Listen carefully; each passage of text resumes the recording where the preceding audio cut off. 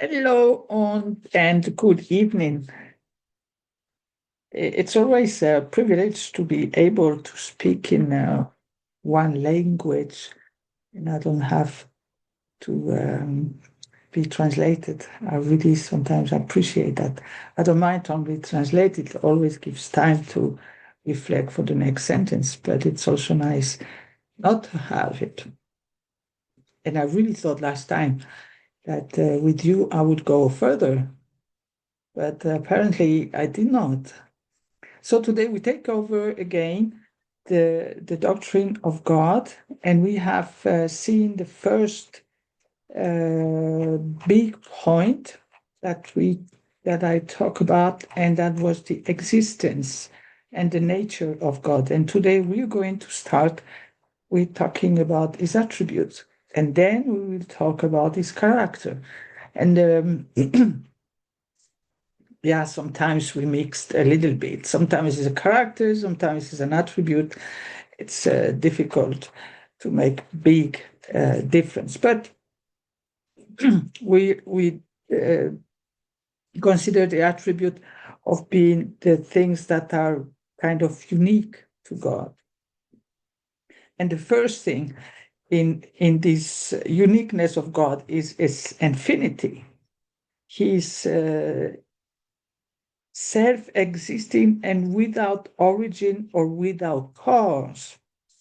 God is. That's the fact. We have seen that the Bible doesn't take him, doesn't philosophize on whether he exists or not. The Bible just says that God is, and that's really base and the foundation of our faith. He is before all things, and in him all things hold together.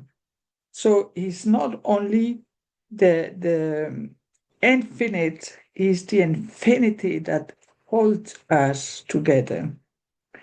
And it's one of the most profound truths about God, that is infinite, and it's the most difficult for us to grasp it.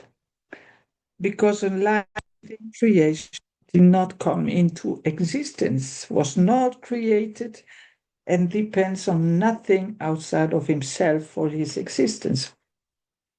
No beginning, no end, no cause. Everything else derives its existence from something else, but God simply is. And we cannot even, we don't dare to ask the question, where did God come from? Because he doesn't come from anywhere. He is an eternal creator. And if he had needed someone to bring him into existence, it would mean that he himself is not God, that someone was above him. But we have seen that last week, there's no one, neither beside nor above nor below. He is the only God. So he has always been there. And it's for a human mind, it's difficult to kind of grasp that idea of the infinity. We are so finite, we have feel so many limitations that we cannot grasp the without limit. And this is God possesses life in itself and depends on no one and nothing. He says in the psalm, before the mountains were brought forth, or ever you had formed the earth and the world, from everlasting to everlasting, you are God. And also, when we talk about Christ existed before all creation. And this is also something that is for us almost difficult to understand, the incarnation is an incarnation, is not the creation. Christ was not created in the womb of Mary. Christ was incarnated in Mary. And even through that, he continually sustained creation by his power. Creation depends on him. We depend on him. He depends on nothing. But this infinity from God shows also that his attribute, his character, his whole being has no limit. His power is unlimited. His wisdom is inaccessible. His presence is unrestricted. And his knowledge is perfect. You see, but we cannot fathom that. We cannot fathom that all the knowledge is in God, that we always are in a world that is striving to know more, to discover more, to make life better, to invent more. In God, everything is already done. There is nothing new that can be invented, created. All is perfect in Him. And this is something that blows your mind. The psalmist says, "Great is our Lord and abundant in power. His understanding is beyond measure." We have no way to measure the knowledge of God. And the infinity of God, when we talk about knowledge, knowledge is always partial. Human strength is limited. Human life is temporary. But God's understanding cannot be measured. His power cannot be stopped. There is no boundary to his wisdom. And because God is so infinite, so self-existing, he is utterly, completely different from his creation. And everything in the universe is limited, finite.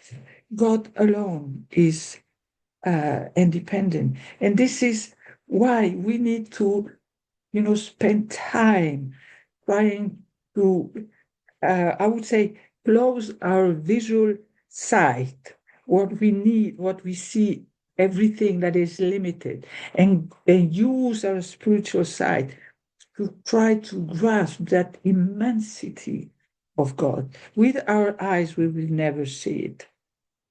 We will never grasp it. But as soon as we go into our spiritual side, we can start to, I would say, swim into the vastness of who God is and know that there is no end to it. And that in there he won't leave us alone. He will be there. So the fact that he is so great and so complete and so infinite, he is worthy of our complete trust. I mean, our trust is small. When I imagine how much I trust him in light of who he is, I guess it's almost laughable that I trust him, but I cannot grasp the entirety of who he is. So I just trust the knowledge that I have from him. And I put my faith in that. But he's so much more above, so greater than anything I can imagine. And I think that is something beautiful that we can put our trust in the little we know. We can put our worship in the little we know. But he really accepts it. He really accepts our limitation. He knows that we're coming from dust, and there are many, many, many things that he is that we cannot understand or grasp and the beauty of that God is that he's completely satisfied with our little trust. and with our little worship and our little reverence. I think the moment we will be face to face with him, it will be a major shock to see and understand how great he is. And beside his infinity, God is also immutable. We have a God that is infinite, and in this infinity, he never changes. And that's one of the most comforting truths about God, that he never changed in his nature. He never changed in his character. He never changed in his purposes. He doesn't take back his promises, or his faithfulness as is without end. His faithfulness is without end. We, on the other side, we grow old. We have a climate change. We have change in circumstance. We have our emotion that makes sometimes like carousel. And we have kingdoms, we have power that rise and fall. God alone remains forever the same. He says in Malachi 3:6, I am the Lord, I the Lord do not change. Therefore you, children of Jacob, are not consumed. Because Israel had repeatedly failed and wandered from God. Yet God had not abandoned his covenant promises. Their hope rested not on their own faithfulness, but on God's unchanging character. Because God does not change, his mercy, his grace, and promises remain secure. And this is, we will fail, we will fall, we will fluctuate. And it's really something interesting, because when I think about the love of God, and I will come to that in a lesson, that the love of God is constant, because when we live with a person, and we can see that in a family, we can see that very often in a marriage. You see a marriage starts very good and people get along together, and then suddenly there's conflict, and the love diminishes. And because there are hurt, there are misunderstanding, there are expectations that are not fulfilled. And in some cases, I mean, here in Switzerland, it's 50% of the couples that are married that end up in a divorce, because love in our relation is based on the circumstances and on whether we are understood, whether we are listened to, whether we are accepted the way we are. It is not at all the same with God. God doesn't change his love for us because suddenly we don't understand him. We don't know, we don't hear him. We think he is dead, and then suddenly we don't feel him, so we think he's gone, and our own love for God will probably diminish. His love stays constant, and that's constant. And that's why when he tells in Malachi that they will not be consumed, it's not because of the faithfulness of the people, it's not because of the love that the people had for him, it's because of his faithfulness and his unchanging character. And the same truth is applied to Jesus. In the New Testament, Jesus Christ is the same yesterday and today and forever. When you know Jesus, you know the real one. You don't know just the one that was before or just the one that is now. You know also the one that he was during his earthly ministry. But he was the same. He was the same. The Jesus of the gospel is not another Jesus today. The Savior who loved sinner, healed the brokenhearted, forgave the repentant, welcomed the weary, the same Lord He is the same Lord who reigns today and will remain the same forever. He is never, never going to change. You don't have to be afraid that you're going to discover maybe there is something hidden that I haven't checked.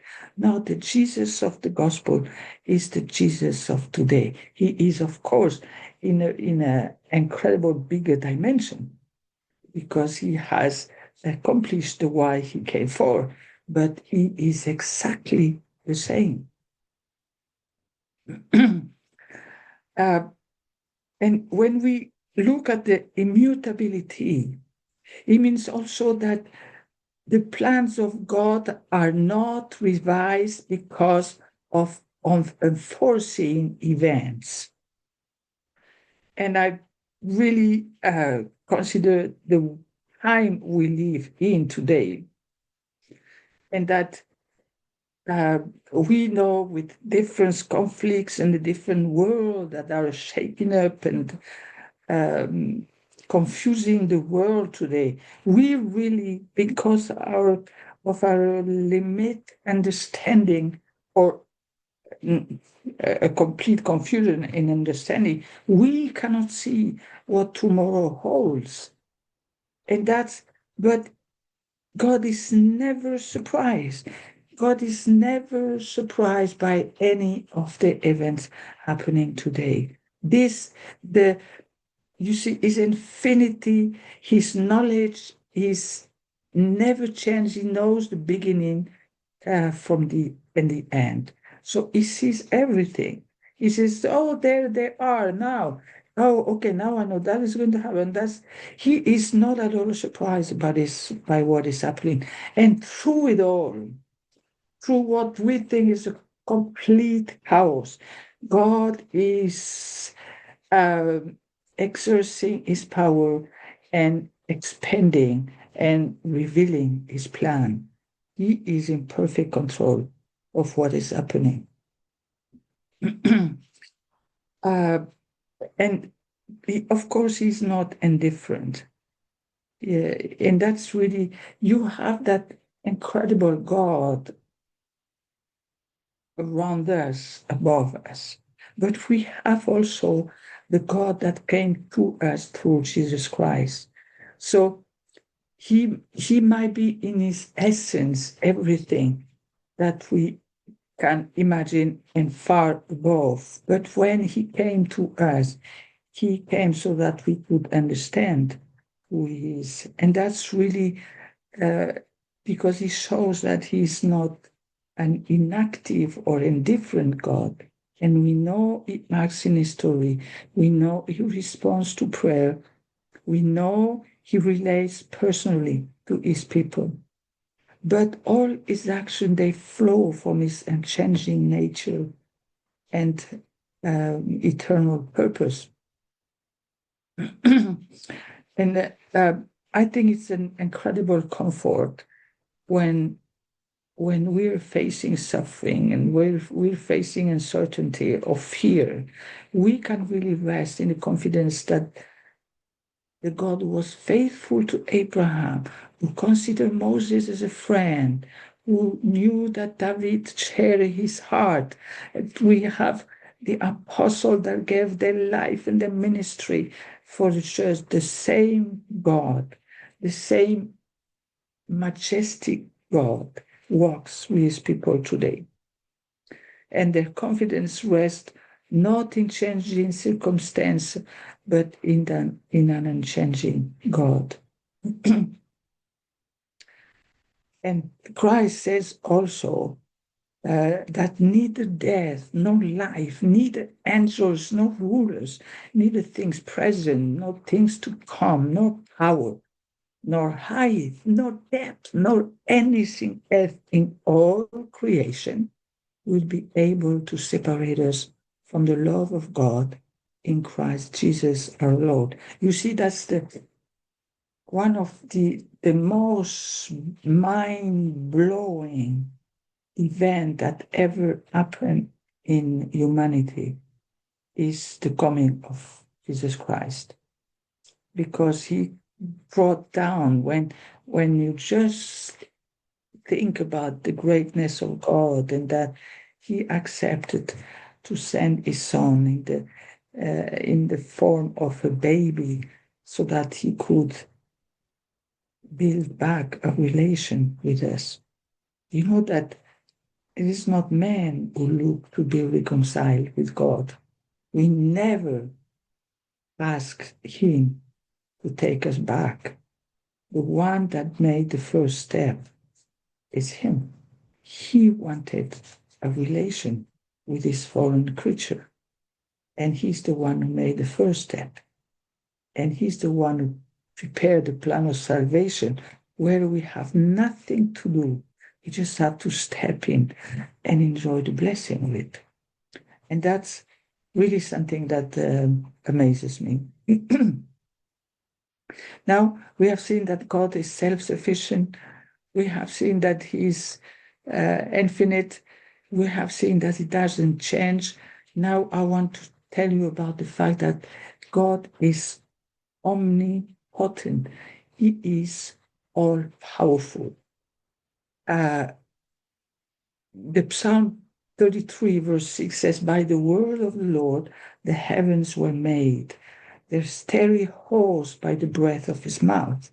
And there's a beautiful text in the book of Job, chapter 11, verse 7 to 11. I'm going to just read it to you because I think it just talks about that greatness of God. Can you fathom the mysteries of God? Can you probe the limit of the Almighty? They are higher than the heaven above. What can you do? They are deeper than the depths below. What can you know? The measure is longer than the earth and wider than the sea. If He comes alone and confine you in prison and call together a court, who can oppose Him? Surely He recognizes deceivers. And when He sees evil, does He not take note? You see, it's that, for me, it's the greatness of God, the all-powerful God, and the earthliness of humanity there that Job is comparing. He is facing with an incredible human suffering, but this incredible human suffering is facing an incredible, powerful God. And I think he was overwhelmed by understanding this power of God. I want to give you some information about the universe because when we talk about the omnipotence of God, of course we talk that He is all powerful, but what does it really mean? Because we cannot fathom that. But the universe displayed the breathtaking greatness and precision of God. Now, listen, astronomers estimate that the universe we can see, okay, maybe with the telescope, contains about 200 sextillion stars. So I don't know if you're aware of numbers like this, but you can write a 2 and then you can add 23 zeros. And it's a number so vast that it exceeds all human comprehension. But that's okay, that's what astronomer thinks, that so many billion and trillion and 4 trillion, whatever, of stars exist. Now, Psalm 147 tells us that God knows each one by name. You see, we have 200 sextillion stars. God knows every name of every star that He has created. Isn't that amazing? Isn't that amazing? How can we, you see, by the greatness of God, how can we not bow down and just worship him. You see, our own Milky Way galaxy contains between 100 and 400 billions of stars. And our galaxy is one among billions of galaxies. It's incalculable. It's just amazing. Light travels at 300,000 kilometers per second. Yet it takes more than 4 years to reach us from the nearest star beyond the sun. 4 years for the light that goes at 300,000 kilometers per second to reach us. How far is that? How far is that? And when we have realized, when I think about the conquest of the moon and the conquest of the star, Mars, for example, and we praise men and how great men are and the technology and the possibility to do that. Can you imagine what it means in the eyes of God, what men are trying to do with their little tools when he has created 206 trillion stars? If how man is limited, how man is finite, how will he ever understand the universe? It's really incredible.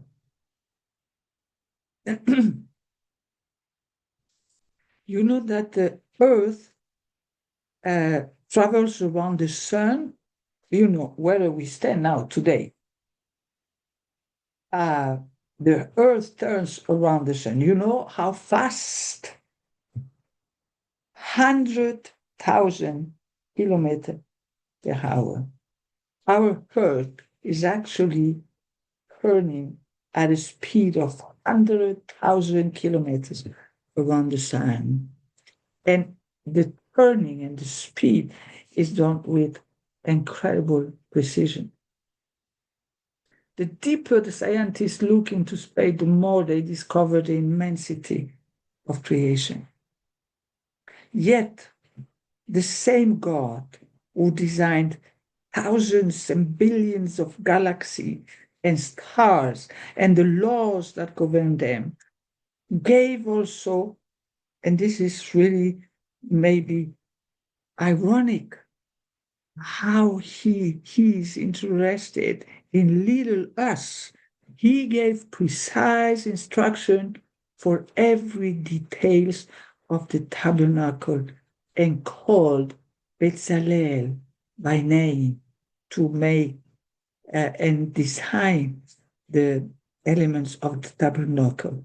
The God who governs the vastness of the universe is also concerned with the smallest detail of his purpose and the life of his people. Because, and this is really something that is so incredible, that the God that has created that universe that we cannot begin to grasp, had decided in the tabernacle to come and live among men, among his people. He wanted to be in the midst of his people. And this is, you see, for me, it's all a question of relationship. You see that even when we see the creation of God, it's a creation. What is more important for God is a relationship. What the incredible relationship that exists and that we have seen in the Trinity, that's something that is for him more valuable. That whole the star that he has created, it's relationship. He wanted, a little like because he's going to stay hidden in the tabernacle. He had a place, but it was in the dark. He could not go out, otherwise he would have burned up the whole people. But he wanted to be in the midst of them. He wanted to live among them. The only thing that he will concede after the sin that they commit and the rebellion that they show, he will live outside of the camp, but he will stay there. He didn't decide to go away. And, I discovered that the, the tent of the tabernacle, it's something that shows not only the precision of God, but that it shows how he communicates those talent that he has. And we probably haven't seen one, just a little glimpse of what he can do, but he doesn't keep that only for himself. He is ready to share it with us. But the tabernacle was only just the beginning of what he wanted to do. And we're going to see through the Bible until Christ came. And the Gospel of John talks about how Christ tabernacled among us, meaning the presence of God was there in one person, not in one building, but in flesh and blood. And the incredible um, uh, conclusion is that when Christ came, he was the first one of many, the first one of many. Now he went back to glory, but the tent, the tabernacle stayed. You know that Paul says that our body is a tent and that Christ lives in us. So we're all spread around the world. We're all hand, tabernacle of God. He is living in us, and through us, he wants to show the world, I still love you. I still want to have a relationship with you. It is this incredible, the infinity. For God, nothing is impossible. For my mind, what he did with the incarnation, for my mind, what he's doing today through us is beyond my understanding. That's things that we can only accept through faith. We cannot reason it, we cannot prove it, we cannot rationalize it, we just have to accept it um, by faith. And this shows, and I think we don't have uh, any way of knowing more. Our mind and our brain cells, I guess, are too small to really grasp the vastness and the greatness of God. um,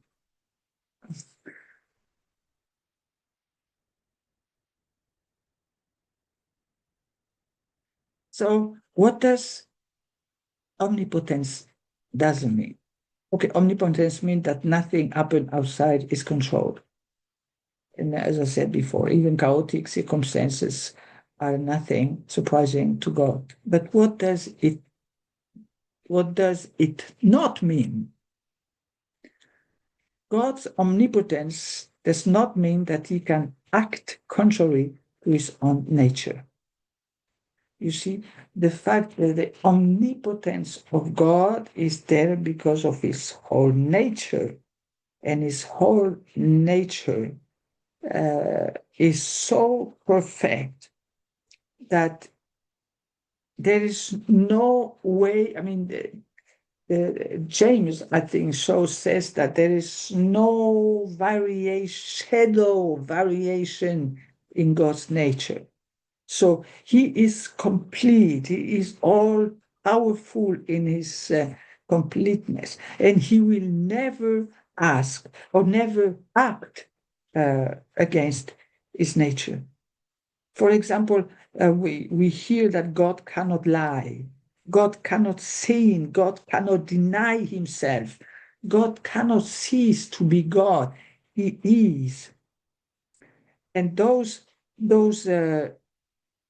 examples are not limitation of power, they're expression of his perfect nature, character, and attributes.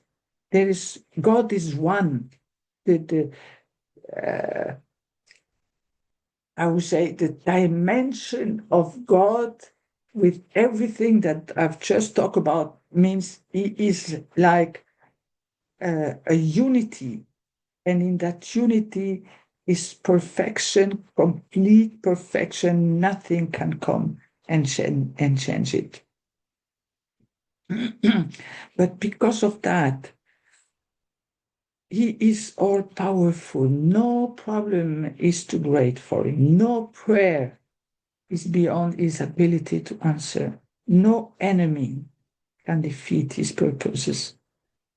And no circumstance is outside of his control. And this is the God who cares for his children. His power is not merely displayed in the creation of the universe, but also in his ability to save sinners, sustain believers, transform lives, and keep his promises. I'm thinking now that the amount of stars that have, the number of stars, the 6 trillion, the 206 trillion of stars, it's a number that we cannot imagine. But you know what he says? And this is, he says, all the hair of your head are counted. And there are not 6 trillion or billions on your head. He knows everything about you. He knows even the cells of our body are not big amount compared to the creation of the universe. So there is a care for us, and it's for him totally in the range of his possibilities. And he wants that we understand that his greatness, that his power is at our disposal, and that's for him. He wants to do it with incredible easiness. He wants to help us. He wants that we be able to start to know him more and more so that we can accomplish more and more of his will. And he has, this is the incredible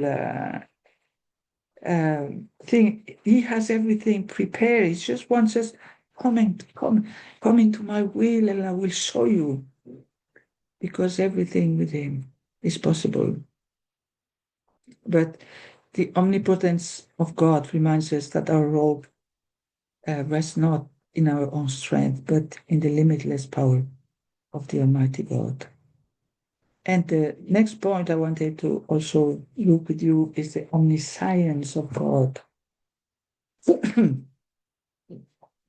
And you have to, maybe you have seen it sometimes, in the nature of God, it's only one. And I have kind of taken every attribute and tried to separate them. And but you can see that they sometimes intermingle. So because he is one, he's part of his being. So you will hear some repetition in what I'm saying, or maybe some reading of verses. But I come back to Isaiah 46. Remember the former things, those of long ago. I am God, and there's no other. I make known the end from the beginning, from ancient time. What is still to come, I say, my purpose will stand, and I will do that, all that I please. God omniscience means that he possesses perfect and complete knowledge of all things. And there again, I want to make with you a little, shall we, maybe something, I don't know what I have here that I could use, but imagine that this is the essence of God. Okay. I don't have anything here that's really beautiful. But God is one. And take it like a balloon or like a circle. God is one, and it's those attributes that I'm talking about, those characters that we will see later. It's on the oneness of God, the Trinity. That is the essence of God. Now we have what we call God and that oneness of God dealing with humanity. And we know that he chooses to deal with humanity faith. He decided that faith was going to be the channel that he was going to use to help us understand who he is. But that the essence of God doesn't change, but the way he deals with humanity has been reduced to the point that we can understand him. And that's his knowledge, and that's part of his power, that's part of his uh, all powerfulness, that he's able to be and stay who he is, and to reduce it in a way that we can understand it. You have seen when Christ he is going to humble himself, he's going to get rid of everything that is around him so that he could come and take human flesh. So we have in this doctrine of God, we have that God and that in his essence, and then we have the way he communicates with humanity and the way we understand.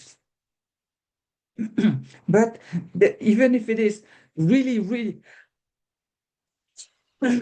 sorry, even if it is a small channel, because God is so immense that he would crush humanity if he would reveal too much. What he has revealed is enough for us to understand him, to comprehend, to follow, to love, to worship. You see, it's like if he would have his whole nature in a just a little bowl, just a little beer. He gave it to us, but with that little one, we have a glimpse, we have a sense of who he is in his essence. And this is for me the incredible power that he has communicated to us, and the incredible wonder of the incarnation, because Jesus said, if you have seen me, you have seen the Father. Do you realize what everything that I've told you now is the Father? So how in the world would we really understand such an incredible and vast God? And yet that's what he says. So God could reduce who, I don't think the term reduce is correct, but he could communicate everything he is in such a way that broken humanity could understand him, and broken humanity could see a way out of sinfulness to enter into God's relation. Um,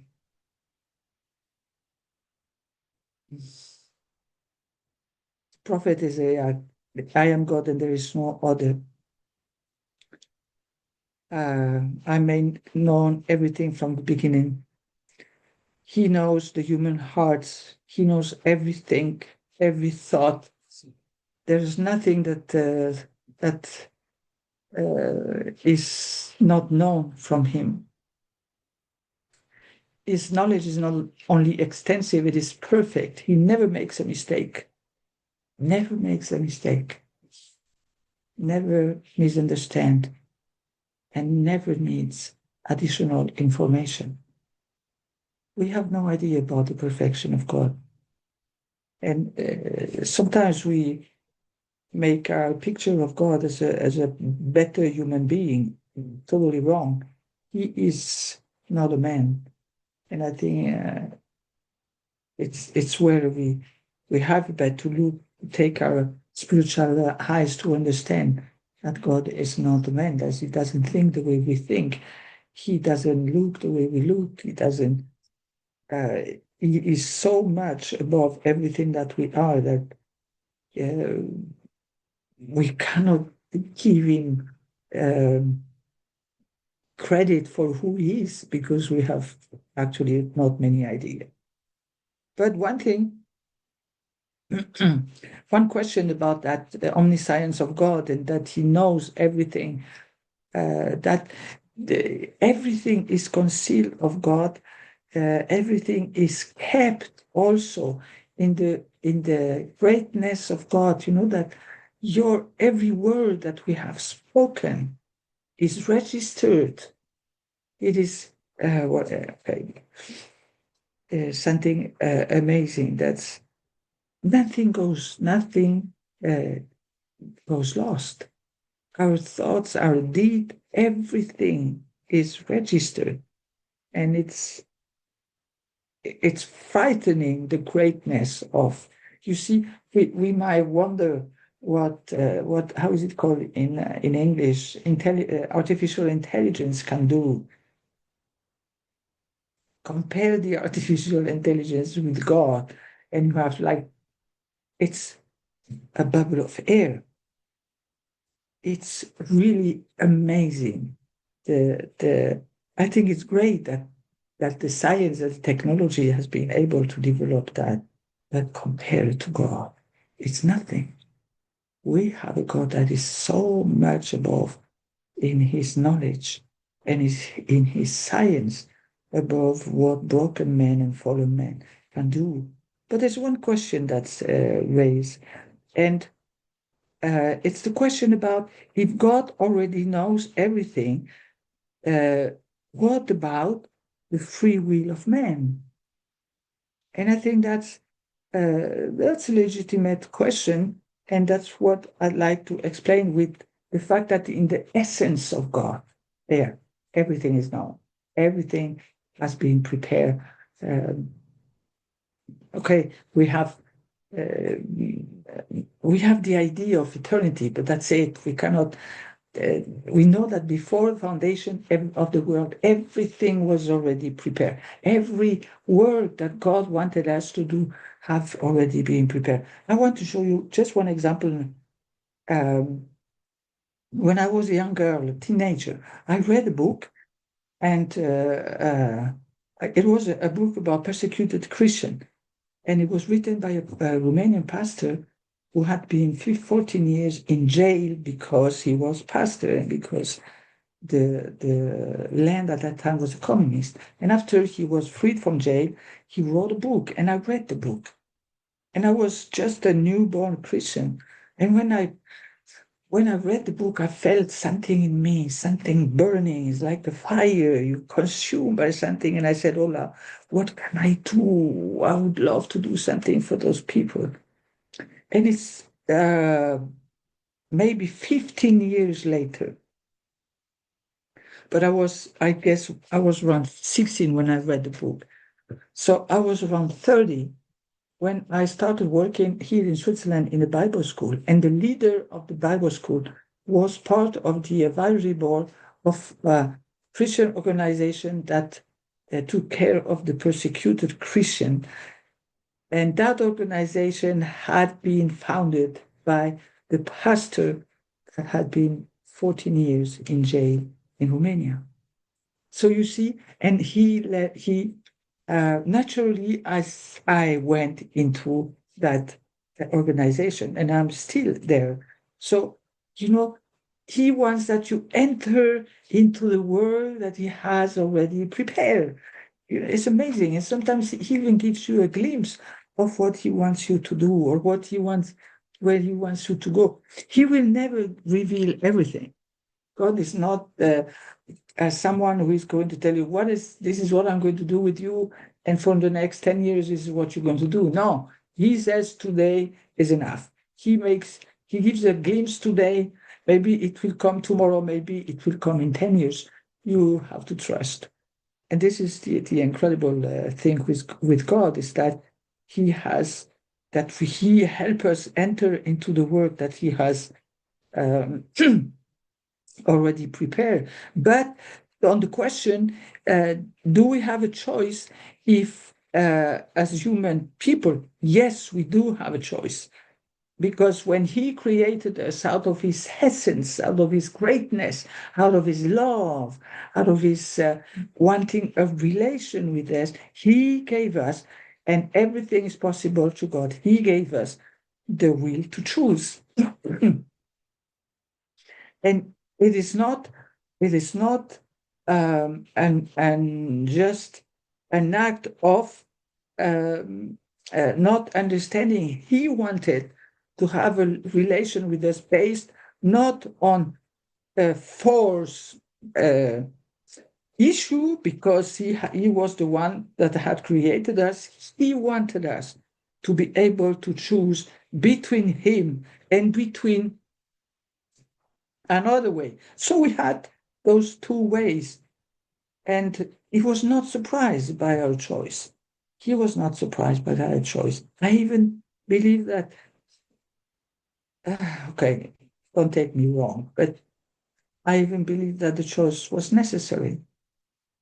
That you see today, the one that follow him are really the one that want to be with him. And those who don't want to be with him, they will never be pushed into a place where they don't want to be.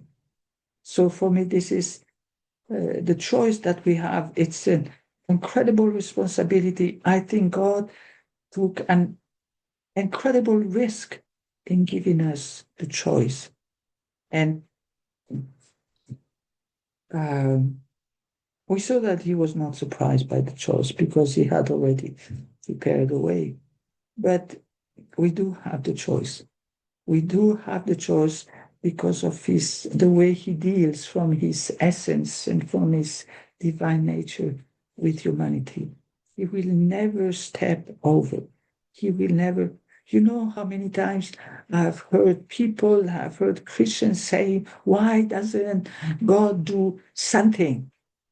Well, because of our choice. He's such a gentleman. He's so loving. He's so understanding. But he's so perfect. He cannot invade our choice, because he gave us that freedom, and it is our freedom.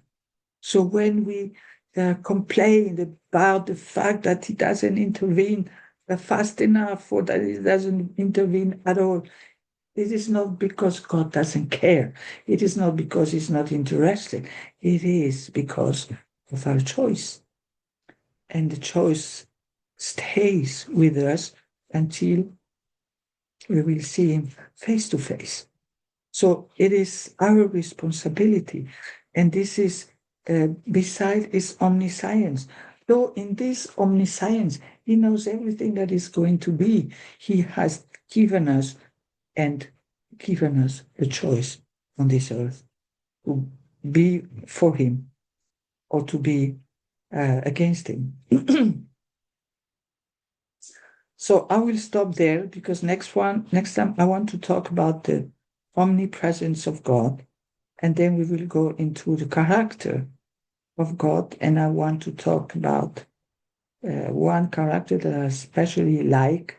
It's about wisdom. So thank you very much. I hope I could communicate some thoughts to you, and I wish you a good night, and see you next week. Thank you, Evelyn. Have a wonderful day. Thank you. Okay. Thank you. Thank you.